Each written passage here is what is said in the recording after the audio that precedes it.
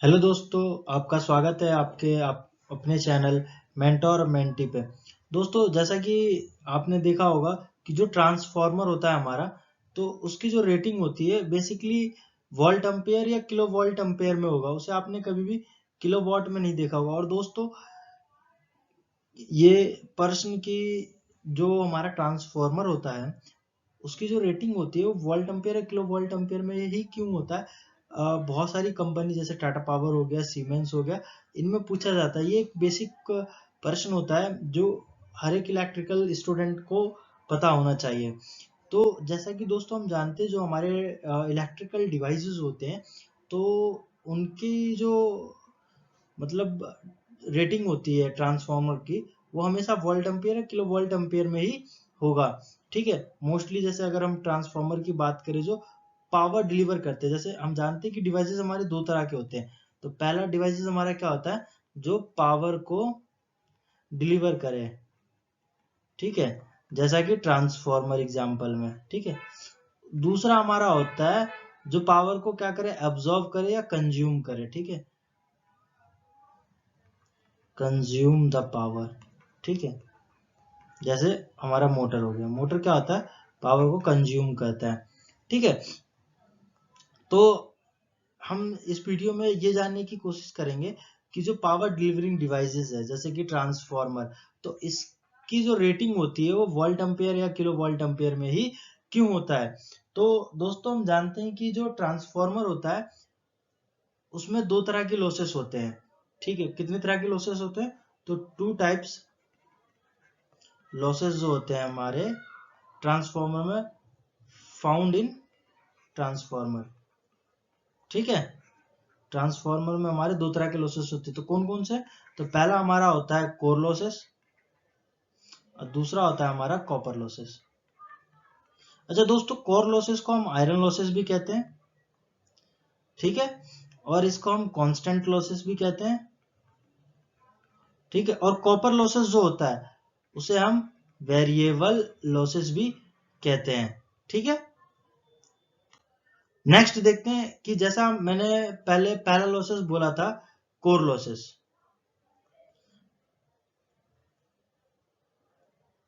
ठीक है, पहला क्या बोला था मैंने, कोर लॉसेस। तो कोर लॉसेस को और कौन कौन से नाम से जानते हैं हम, तो कांस्टेंट लॉसेस।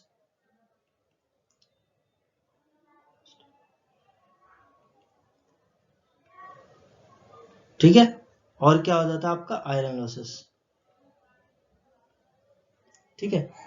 तो सबसे पहला प्रश्न ये आपसे इंटरव्यू में पूछा जा सकता है कि इसे कोर लॉसेस ही क्यों कहते हैं।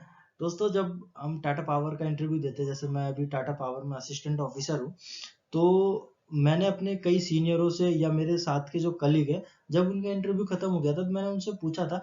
तो मैंने नंबर ऑफ स्टूडेंट्स से क्वेश्चन जब पूछे कि किस तरह के आपसे सवाल जवाब किया गया टाटा पावर के इंटरव्यू में, तो उन्होंने अपना एक्सपीरियंस शेयर किया। तो उसके बेसिस पे मैंने कुछ क्वेश्चंस को सिलेक्ट किए थे जो टाटा पावर के इंटरव्यू में हर साल पूछे जाते हैं। तो उनमें से ये किए था कि जो कोर लॉसेस है उसको कोर लॉसेस क्यों कहते हैं, या कांस्टेंट लॉसेस क्यों कहते हैं।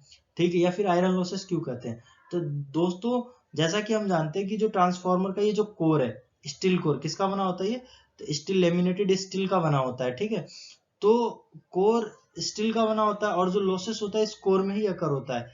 ठीक है, इसलिए हम इसे कोर लॉसेस कहते हैं। पहला आपको पता चल गया, द लॉसेस, कोर लॉसेस किसे कहते हैं, तो देखिए बोलेंगे हम द लॉसेस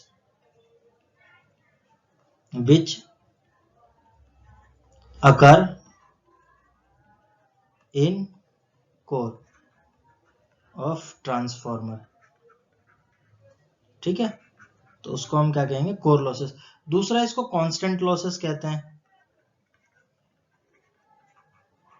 ठीक है, तो दोस्तों, जो हमारा कोर लॉसेस होता है वो फिर दो टाइप के लॉसेस होते हैं हमारे, हिस्टैरिसीस और एडी करंट लॉसेस। तो जो हमारा कोर लॉसेस होता है वो फ्रीक्वेंसी एंड वोल्टेज, इस पे डिपेंड करता है। थोड़ा सही से लिख देता हूँ, ये हटा के, these losses, core losses, depend on frequency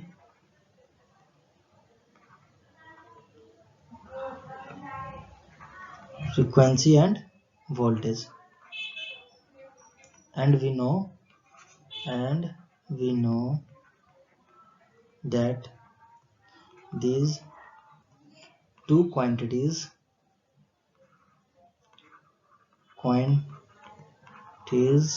are constant,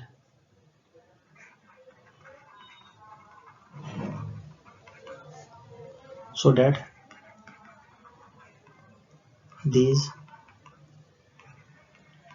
losses called constant losses. ठीक है, तो जैसा कि हमने देखा कि जो हमारा कांस्टेंट लॉसेस, इसको कहने का कारण ये है कि जो कोर लॉसेस होता है वो फ्रीक्वेंसी और वोल्टेज पे डिपेंड करता है, और जो हमारा फ्रीक्वेंसी और वोल्टेज होता है वो क्या होता है, कांस्टेंट होता है, इसलिए हम इसे क्या कहते हैं, तो कांस्टेंट लॉसेस भी कहते हैं। अच्छा, अब तीसरा कारण है आयरन लॉसेस, इसे हम आयरन लॉसेस भी कहते हैं। क्यों? तो जो कोर बना होता है वो किसका होता है, तो iron, core of transformer is of iron, किसका है, तो आयरन का है, इसलिए हम इसे आयरन लॉसेस भी कहते हैं। तो आपको पहला लॉसेस पता चल गया, कोर लॉसेस, कांस्टेंट लॉसेस और आयरन लॉसेस तीनों ही एक ही हैं। ठीक है, अब दूसरा देखते हैं हम, कॉपर लॉसेस। ठीक है, कॉपर लॉसेस, इसे वेरिएबल लॉसेस भी कहते हैं। ठीक है, तो इसे पहला प्रश्न यही होता है इंटरव्यूअर के माइंड में कि भाई इसे कॉपर लॉसेस हम कहते क्यों हैं। अगर कॉपर लॉसेस का नाम पड़ा है तो कोई तो स्पेसिफिक रीजन होगा। तो देखिए, पहला रीजन क्या है कि the losses occur in copper of transformer.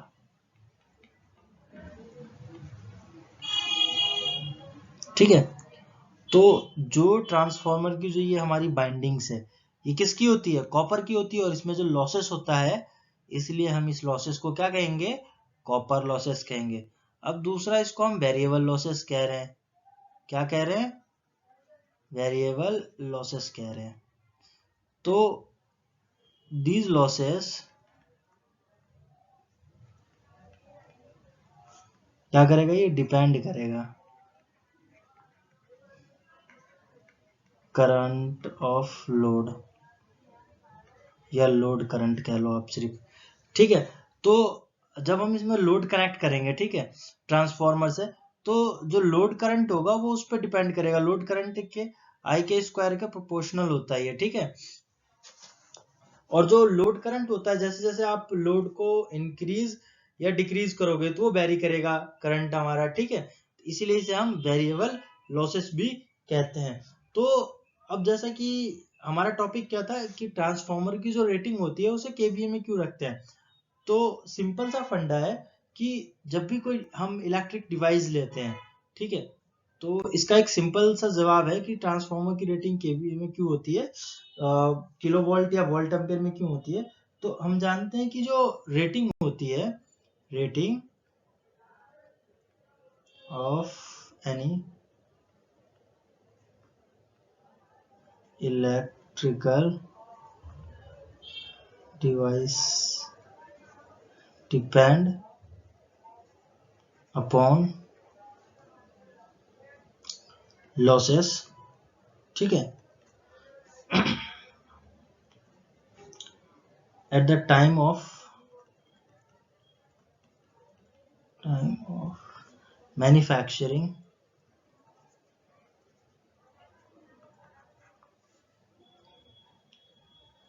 we know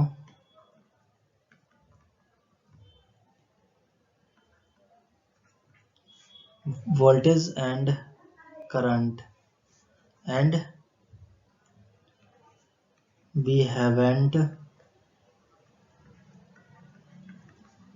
idea about load factor. ठीक है, तो इसका सिंपल सा जवाब यही है कि हम जानते हैं कि जब भी कोई ट्रांसफॉर्मर होता है तो उसमें लॉसेस होते हैं और जो उसकी रेटिंग्स होती है उनके लॉसेस पे ही डिपेंड करता है।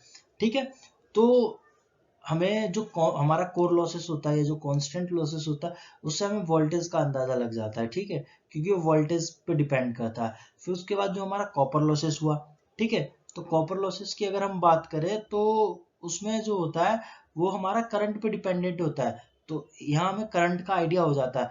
परंतु जब हम इसे मैन्युफैक्चरिंग कर रहे होते हैं ट्रांसफॉर्मर को, तो किस तरह का लोड इस पे लगेगा, लैडिंग लीगिंग होगा या यूनिटी होगा, उसका पावर फैक्टर क्या होगा वो हम नहीं जानते। तो इसीलिए हमेशा ट्रांसफॉर्मर को वोल्ट एम्पियर में ही डिजाइन किया जाता है।